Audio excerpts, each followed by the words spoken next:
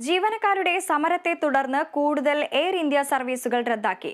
കണ്ണൂരിൽ Sharjah, Abu Dhabi വിമാനങ്ങളാണ് റദ്ദാക്കിയത്. കരിപ്പൂരിൽ 3 സർവീസുകളും ഇന്ന് റദ്ദാക്കി. ഇപ്പോൾ വാർത്തയുടെ വിശദാംശങ്ങളുമായി അമൽനാഥ് കരിപ്പൂരിൽ നിന്ന് റിയാസും ചേരുന്നു.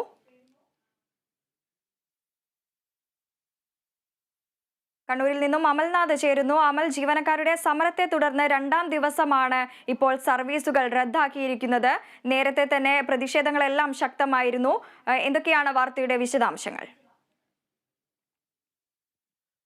വൃന്ദ, കണ്ണൂരിൽ നിന്നും ഇന്ന് 4 സർവീസുകളാണ് റദ്ദാക്കിയിട്ടുള്ളത്. ഷാർജ, മസ്കറ്റ്, ദമാം, അബുദാബി എന്നീ രാജ്യങ്ങളിലേക്കുള്ള സർവീസുകളാണ് റദ്ദാക്കിയത്. എയർ ഇന്ത്യ എക്സ്പ്രസിന്റെ ജീവനക്കാരുടെ പണിമുടക്ക്, ഒപ്പം തന്നെ കൂട്ട അവധി എന്നീ കാരണങ്ങൾ മൂലമാണ് ഈ സർവീസുകൾ റദ്ദാക്കിയിട്ടുള്ളത്. ഇന്നലെയും ഇതേ വിമാനങ്ങൾ റദ്ദാക്കിയിരുന്നു. 4:35-നും 5:15-നും പുറപ്പെടേണ്ട മസ്കറ്റ്, ദമാം വിമാനം റദ്ദാക്കിയതുമായി ബന്ധപ്പെട്ടുള്ള അറിയിപ്പ് ഇന്നലെ തന്നെ യാത്രക്കാർക്ക് നൽകാൻ വേണ്ടി സാധിച്ചിട്ടുണ്ടായിരുന്നു. എന്നാൽ 4:20-ന് പുറപ്പെടേണ്ട ഷാർജ വിമാനം റദ്ദാക്കിയതായുള്ള അറിയിപ്പ് ഏറ്റവും അവസാന ഘട്ടത്തിലായിരുന്നു നൽകിയിട്ടുണ്ടായിരുന്നത്. ഇതാണ് യാത്രക്കാരെ യഥാർത്ഥത്തിൽ വലച്ച ഒരു സാഹചര്യം എന്ന് തന്നെ പറയേണ്ടിയിരിക്കുന്നു. കാരണം ഇന്നലെയും ഇതേ വിമാനം റദ്ദാക്കിയിരുന്നു. അതിനാൽ തന്നെ അതിൽ പോകേണ്ട യാത്രക്കാരുടെ ടിക്കറ്റ് പുനഃക്രമീകരിച്ച് ഇന്ന് 4:20-ന് പോകേണ്ട വിമാനത്തിലേക്ക് മാറ്റുകയായിരുന്നു.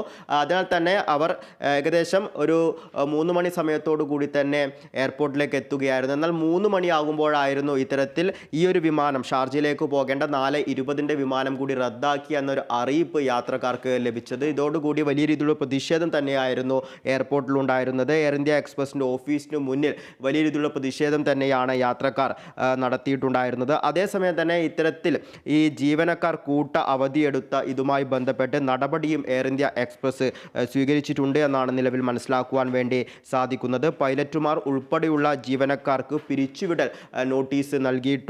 ഒപ്പം തന്നെ ജീവനക്കാരെ പുറത്താക്കിയിട്ടുണ്ട് എന്നാണ് നിലവിൽ ഇതുമായി ബന്ധപ്പെട്ട് മനസ്സിലാക്കുവാൻ വേണ്ടി സാധിക്കുന്നത്. വൃന്ദ, വ്യക്തമാണ്. ഇപ്പോൾ റിയാസ് KMR ചേരുന്നു. റിയാസ്, ഇന്നലെ മുതൽ 2 ദിവസമായി കണ്ണൂരിൽ സർവീസുകൾ എയർ ഇന്ത്യ സർവീസുകൾ റദ്ദാക്കുന്ന ഒരു സാഹചര്യം ഉണ്ടായി. ഇന്ന് കരിപ്പൂരിൽ 3 സർവീസുകൾ റദ്ദാക്കി എന്നറിയാൻ സാധിക്കുന്നു. വിശദാംശങ്ങൾ.